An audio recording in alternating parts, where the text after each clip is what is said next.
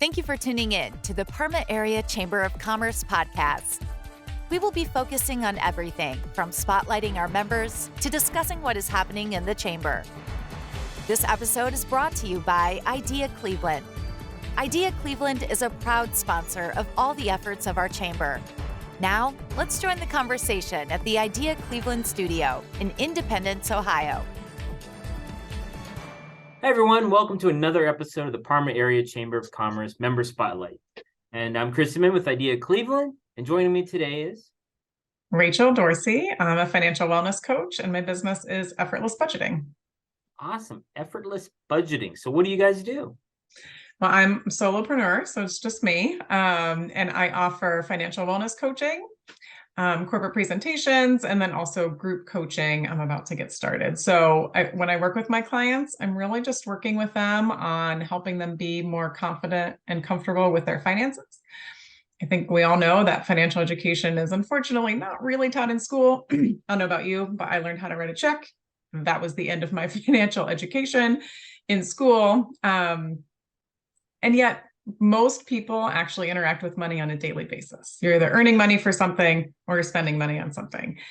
And yet we're not taught it. And we're also kind of told not to talk about it, which leads, of course, people feeling uncomfortable and just anxious and just not really even sure like where to go. And because they don't want to talk about it, it's tough to sort of get out there and meet with other people and get some advice. So that's what I do with my clients. I really help them just kind of feel a lot better about where they are with their finances. Yeah, it is unfortunate, especially like older generations. I feel like our generation talks openly about money with our kids a lot more. Like it's okay if kids know generally how much a house costs and generally how much a car costs, and they see the bill when we're at a restaurant. I mean, it's expensive to live in these days. Yeah. Yeah. And if kids don't understand the value of money, when they get older, they make bad decisions. I racked up a huge credit card debt when I was in college. I paid the minimum. And the compound interest is an amazing thing. Oh, yeah. And it's amazing if you save and you earn compound interest, but it also can really destroy you if you're paying the compound interest. Yeah. Sadly, paying on the interest is more impactful than earning it. So you obviously want to do the opposite, which of course is easy to say. Like everyone like recognizes I should spend less and save more, but they're often not doing it. I mean, research shows that people sometimes need to like take out a loan for a $400 expense is sort of the latest research. And so just because they know they should doesn't mean they know how, or that they even feel confident enough to sort of make those choices. And I would argue a little that people are not talking about finances more with their kids. That's my experience. I do think there are a few schools out there that are starting to add some financial wellness education. Yeah, but I feel like it's on a parent's duty as well. It should be both, though, because if the parents are super uncomfortable with their finances because they didn't learn about it and they've not gotten the help they need, then they're feeling really uncomfortable and not confident in it. So how are they supposed to project that to their kids? So it needs to be sort of both. And I would say the average client I work with are in their 40s. Not that that's my specialty by any stretch, but it makes sense because that's the group that's now has kids that are getting a little bit older and they're starting to feel like, I might want to retire one day. And wow, I don't know that I have enough, to quite do that. And so they're sort of in, I don't want to say panic mode, but kind of. So ultimately it would be great to get some folks that are in their 20s before they get to that point, and help them get some of those good money habits right from the start. But you make a good point about talking to your kids about it. One thing I recommend, and people think I'm crazy when I say this initially, but start using money to talk to your kids from a very early age. When you are teaching them math, instead of saying you have 2 apples, I'm going to take away 1. How many do you have? Say you have $2. I'm going to take away 1. How much do you have? So really just start using money when you're talking to your kids. And just like you said, like you're saying that your kids are seeing like how much it costs to go out to eat. Well, a lot of people aren't, but showing your kids that, telling your kids like, here, you hand this to the waiter or the waitress to pay for it. Like you can look at it and see how much it is. And talk to them about like how many hours you had to work to get that, or, whatever it equates to. The earlier you can start just putting money out there because it is such a taboo topic, and it shouldn't be. We all need money. We all deal with money. We all have it. We all want it. I mean, like, it should be talked about. And so the more you're even those just little small steps, the more you're doing that with your kids, the better off they'll be growing up, and they won't be so uncomfortable talking about it. Absolutely. And, not to whatever, but like, there's haves and there's needs. Yeah, right. And we live in a society where that gets blurred at times for people. Yeah. Oh, yeah. So, research during like 2020, early 2021, when a lot of people were losing their jobs and they weren't working, and research was showing that people were stressing out about money, but research was also showing that people were not spending less. So it's very hard for folks to make those changes and grasp that they maybe can no longer spend the money on these particular items, but also, like, maybe they shouldn't have been spending money on those items to begin with. And I don't mean because everyone should just pinch pennies. I mean, are those things really impactful for your life? A lot of people are on autopilot spending. They pay their Hulu bill every month without really thinking about whether or not they're using it. They might be paying a gym membership that they're not using. They might be going to Starbucks without really feeling like, I really am enjoying this. And so part of what I do too is help people spend the money where they really want to spend it. So let's dig in and really see like where your money's going, and are those things really impactful and making your life better, or are they not? Well, then let's take that money and put it somewhere that's going to be more impactful for you.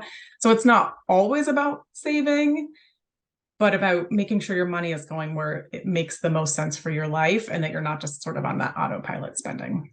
Yeah. So I see a lot of your content on social media and YouTube Shorts, and you talk about kind of like life-changing experiences, kind of like getting married, getting a divorce, big moments in someone's life. And that's when they really need to really focus in on their finances a little bit more. Yeah. Yeah. So I work with couples primarily. Doesn't have to be couples. I work with some individuals, but I prefer to work with couples, especially on the getting married and the buying a house. Those are really big moments where you can easily overspend on a wedding. That's just a day. And then you're starting out your life with some debt and some stress over that right away. So I can help you with your wedding budget, which I love to do. I myself am planning my own wedding, and it's been really fun to kind of like figure out where I can save. But then buying a home too, and folks, go out and they want to buy a home, and their credit score is maybe in the 500 range or low 600s, and they're finding they either don't qualify or they're getting offered a very high interest rate. And so I want to be able to help folks in that way too, in like the educational piece and like the really getting your credit score where it needs to be, so that you're not spending more money. I mean, having a lower credit score costs you more money across the board in a lot of different things. I think home buying is sort of the more obvious one, but there's a lot of other places. So I think at all times it's really important to sort of have that budget and understand where your money is going and feel good about it, but especially during those major life changes. And like you mentioned, divorce. I mean, if you've been married for 20 years and you've always shared all the bills, or maybe your partner has always been the one that's done that, and suddenly you're in a single income, you're not sure what child support might be if you have kids, and that can be really scary. And so to have no one to support you with the financial piece of it can just add that stress to it that you just don't need. Absolutely. And then, we've been talking a lot about like personal finance, but in general, like if you're a business owner out there and you're watching this, if you have these lunch and learns that you do with business owners for their employees, why is it important for a business owner to have their employees be financially stable? Yeah, so there's several reasons, but sort of the big overarching reason is that when people have financial struggles, they're stressed. When they're stressed, they're not sleeping well. They may have like negative interactions with their loved ones. They're feeling a lot of anxiety, and they're not making the best choices. They might be calling off work more often. They might be going into work and being really tired, or they might be going into work and thinking about, oh my gosh, that big bill I have, or whatever might be going on. So when somebody is feeling better about their finances, they're wholly like a better person. Like they can make better decisions. They're feeling more confident. I mean, don't you want your employees to come into work feeling well rested and confident? Of course you do. And so if they've got that stress sort of hanging on, they're not going to come in as their best self. And so it makes their whole self just, be a better employee, honestly. And you're offering, like, isn't it great to offer your employees things? Like, again, as I said, financial education is really lacking, if at all, in schools. And so a lot of these people maybe have never learned a lot of these things. So as a business owner, you should want to continue the wellness of your employees by offering them, important wellness discussions, whether it be financial or otherwise. I mean, right now the economy is in a certain location, but they're saying that more people have 2 jobs now than pretty much any other time in history. Mm-hmm. And if your employees are double dipping every day, they're becoming tired, they're not as efficient. Yeah. There's a lot of negatives there. And you're probably, as the business owner, going, I'm paying them a fair wage. What is happening? Mm-hmm. I understand inflation and all this, but sometimes it's not always on you and it's not always on them, but it's every morning they wake up and get Starbucks. Sometimes people do math and think about how much that is stressing on their finances. People do not do the math. I can tell you that. And I bet anyone listening is thinking, I have no idea how much I spend on Starbucks. Because it's, at the time, it's $5 or it's $10. And people think, well, that's no big deal. It's fine. It's just a few dollars. But that really adds up over time. And so one thing I also do with my clients is help them understand where their money's going and add that up and figure out where else it could, like, what else could they do with that money? Because at the time you think it's just a few dollars. What else am I going to use it for? Well, when you add it up, you start realizing there's a lot of other options. And I hear a lot of people saying, well, I just need to make more money, then I'll get my finances in order. I need to make more money, then I'll put together a budget. But that's twofold. One is like, you're putting off some really potentially positive life changes for something that may never happen, honestly. But also research shows the more money you make, the more money you spend. And so if you're continuing those money habits, it doesn't matter how much money you're making. I mean, for folks listening, have they ever gotten a pretty decent raise and realized they don't actually have any more money left over? Because you will spend to what you're making. So if you put it off, number one, you're putting it off. So that's like saying, oh, I'll get healthy and worry about my blood pressure next year. That doesn't make any sense, right? Why not start now? Because you've got to make the money you have right now work for you. Because number one, you don't know what tomorrow might be. And number two, you could make more money. And if you're still having those same habits, you're not going to end up better off in the long run, even without more money. If somebody is, they have no budget, they have no concept of what they're doing right now, they just know that they're living paycheck to paycheck, what's the first thing you would recommend them doing? Can I say reaching out to me? I actually really love working with people who are like, they've never done any of it. This is going to seem really daunting, and this is kind of why I say reach out to me. But I really recommend putting together, putting numbers to paper. Start with just your simple expenses. What is your mortgage or your rent? What is your car payment? Like all those things you're paying what are your bills? Putting all that down. And I recommend a simple spreadsheet. You don't need a fancy app. You don't need to pay for something. You just can create a spreadsheet. Google Sheets, it's free. Google Sheets, love it. That's what I use for my business with my clients. So start that, just get started there. Okay. So just put your bills and then put your income. Then what you have left, and make sure to include things like food. And I know we don't always know, but at least guesstimate. Once you get that, you can see what you have, what the difference is. Are you negative? Well, that maybe is maybe there is an income issue if that's the case, or if it's positive and you're like, what? It looks like I have $500 left over every month. No, I don't. Well, then it's time to start digging into where you're spending. So then you got to start tracking your spending. But the first step is simply to put down what your bills are, what your income is, see what the difference is.